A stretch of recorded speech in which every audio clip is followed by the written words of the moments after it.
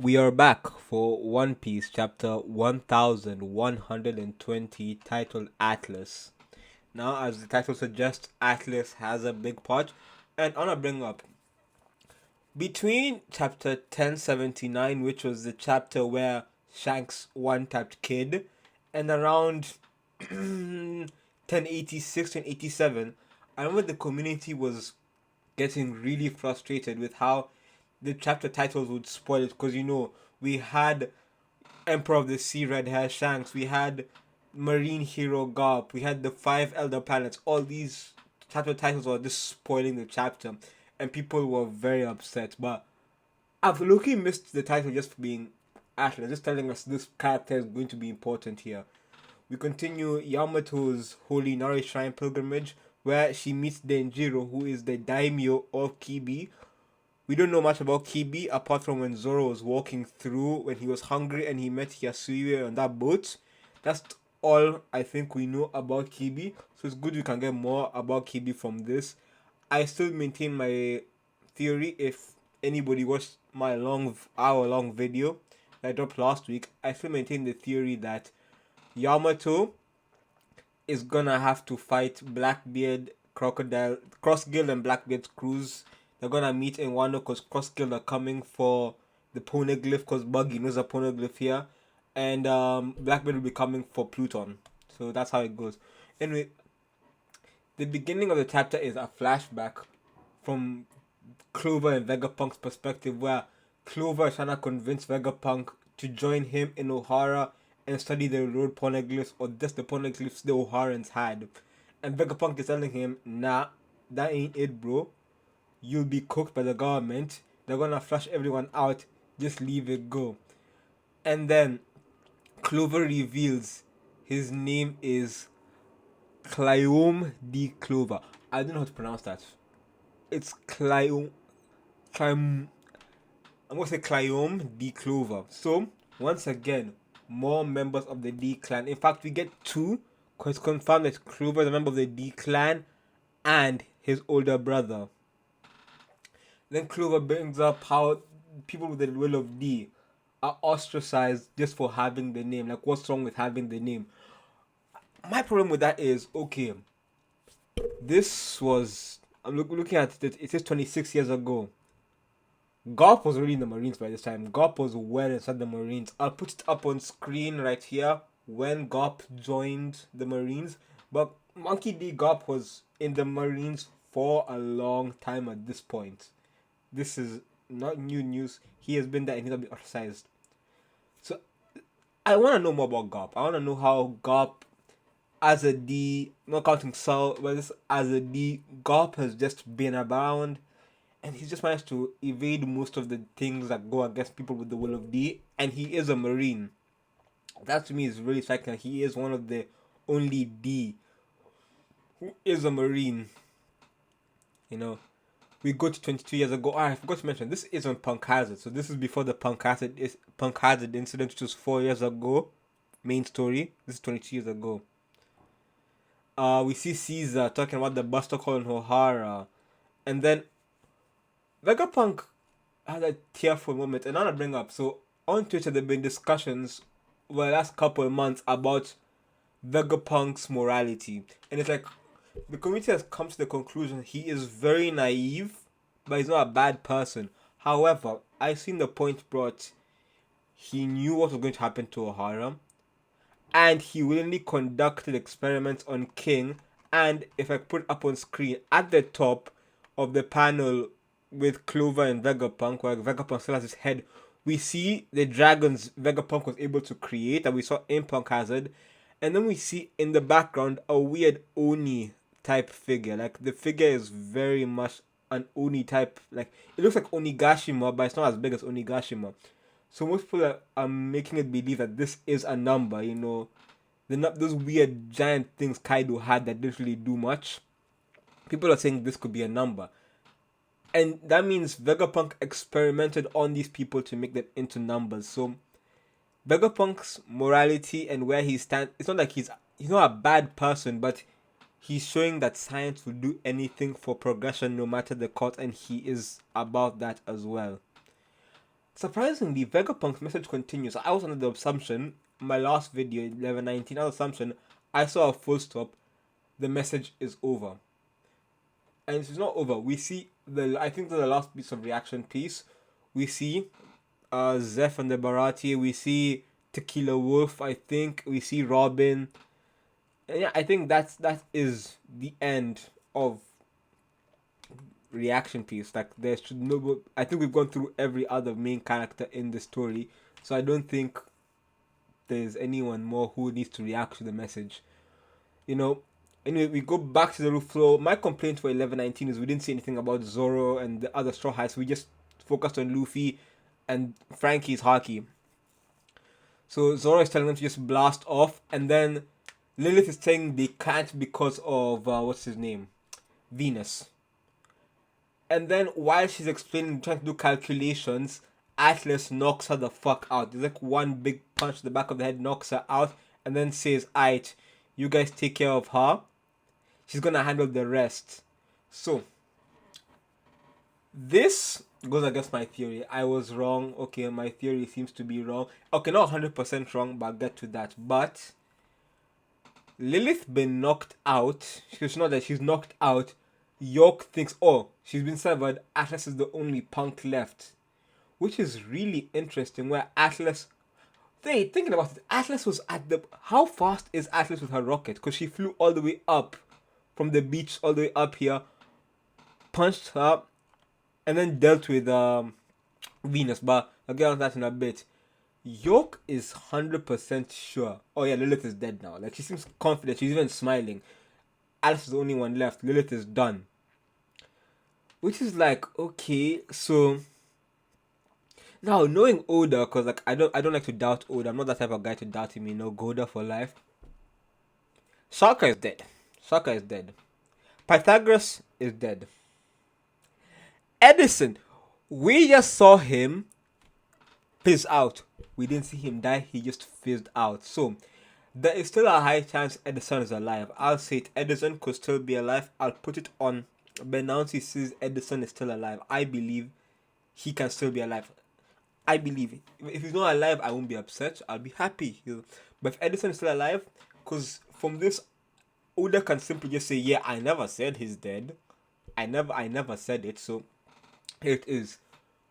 But on the other hand, Lilith coming with the Straw Hats. Lilith, they're either gonna have to leave her at Elbaf or she's gonna have to join the Rev, because I don't see her being with the Straw Hats for a long period of time. If she is, we're gonna gain maybe 2 Straw Hats, because I think Bonnie is more or less pinned on to join. So Bonnie and Lilith, we don't need Lilith because we have, what's his name? We have Frankie. So yeah.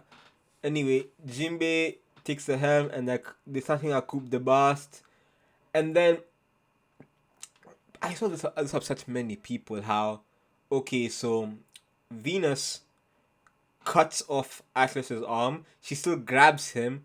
Rocket flies him into the air, off the like away from the ship, and then blows up, or something like that. And the Straw has to get away. That's all for the top of the lab. I think that's it for the top of the lab. I think from now we're gonna be down, but still, overall, I know people aren't really happy about how Venus got done, but I can't complain. We can't really fight the Gorosei right now in story. We can, but like we don't have to. Therefore, later in the story, just for Oda to show us what they can do. So we go back to the main place where Luffy is, where they're seeing the irons, where even the Marines are reacting to the other Gorosei, Snake, Bob, Bud, and the robots. They're like, what the fuck is all this? Luffy is geeking at the huge robot, the giants. Sanji is geeking as well. And I saw on Twitter, somebody said, I have never seen Sanji geek. And I just say, bro, let it go. It's not that deep. If Sanji wants to geek over a robot being fancy, it's not really spoiling Sanji's character. It's a cool moment that Oda loves robots, so it's just a cool moment. Another moment I really enjoy is the robot talks towards Joy Boy, like towards Luffy, sorry. He's happy to see him. And Luffy's like, hey, what's up? And he looks behind him, and the robot reacts like a normal person. So I didn't think it would be like. I thought the role would just be like another Zunisha. Zunisha was very much, oh joy boy, dick right like this bouncing on that shit. The robot seems to have genuine personality, and I can remember. So I know I saw some of the Japanese fans saying the robot talks in a childish manner, like a child. So that makes sense. So I want to know, how does Zunisha talk? I'll have to do my research on how Zunisha talks in Japanese and how they look at him. But the robot reacts and he says, "Yeah, what's up? He's here. He's happy to meet Luffy. He's glad he's going to fight for him." Luffy's like, "Oh shit, the robot can talk." And I think Vegapunk's message continues. And to be honest, I I've lost the plot on the message because like it's so like I'm happy how it's destroyed, but like I'll read something, I'll see the message, so I have to like follow. So I think maybe now, after this chapter, after the Egghead arc, I will make a video on Vegapunk's whole message, written down everything, and just discuss what it means, the theories I've heard over the last couple months. And yeah, so the Gorosei are gonna go, the worm and the boar, I'm not calling the worm and the boar. They're like, yo, we're gonna go crazy, we're gonna fight against the giant. As I mentioned at the end of the 1119 video, how fast will Walkery be able to repair his broken tusk? That was the first bit of damage we saw him take. And immediately here we see, immediately repaired. His tusk is back, it's completely fine, everything is fine. So he seems to have that crazy regeneration, plus his crazy durability. So the giants are like, yo, the robot's with us, they're leaving. They couldn't hear the robot talk, which seems this is once again a very I wonder if Bonnie can hear this. I wonder if Bonnie, because I know Bonnie is out of her Gear 5. If Bonnie was still in Gear 5, could Bonnie be able to hear this? Which goes back to the theory I think everyone saw of, King of Lightning, Joy Boy, JD, Tekken, not had the idea. The robot only reacts to Luffy. Only to Luffy, because he has the Nika fruit. Bonnie just has technicality, but she's not actually Nika. Luffy, after being called Joy Boy, and the robot explicitly stating, "Yeah, I'm talking to you," this is like he's saying he's protecting some guy called Joy Boy. Luffy does not want to be Joy Boy. He refuses to be Joy Boy, which goes back to his whole thing. He doesn't want to be a hero. And if we remember, Joy Boy was a type of superhero. I can't remember what chapter it was, but when Joy Boy was first introduced, I think it was during the Who's Who Jinbei fight or something after that. He was said to be a superhero type being. So Luffy doesn't want to be a hero. Joy Boy seems to be a hero. That's not what Luffy is. The robot keeps going and he punches the shit out of the worm, sends him flying. Saturn speed again. Saturn jumped off of Jupiter onto the ship. He looks at Kuma Bonnie. The Sunny is seen falling down. Then finally, Atlas explodes. And then the ship makes it. And then it's like, yeah, Atlas. So Atlas is gone. Lilith, to the records, is gone. York says Atlas signal is gone. It finally happened. I'm the last Vegapunk. But the Gorosei say not quite. The message, it seems to be going, oh yeah, Goldie. He brings Vegapunk, the mad lad, tells Paul, oh yeah, his name was Goldie, not Gold Roger. Goldie Roger. And niggas are like, wait, he say Goldie? The D is being stressed once again. Earlier in the chapter, I remember reading this chapter like 3 times. I know he mentioned how the Pirate King's crew found everything. If I scroll back up, and he says, yeah, I can't find it, but he's talking about like along those lines. And he says he's confident. Everyone come to the same conclusion as him, and he anticipates what happens in the future. He is dead.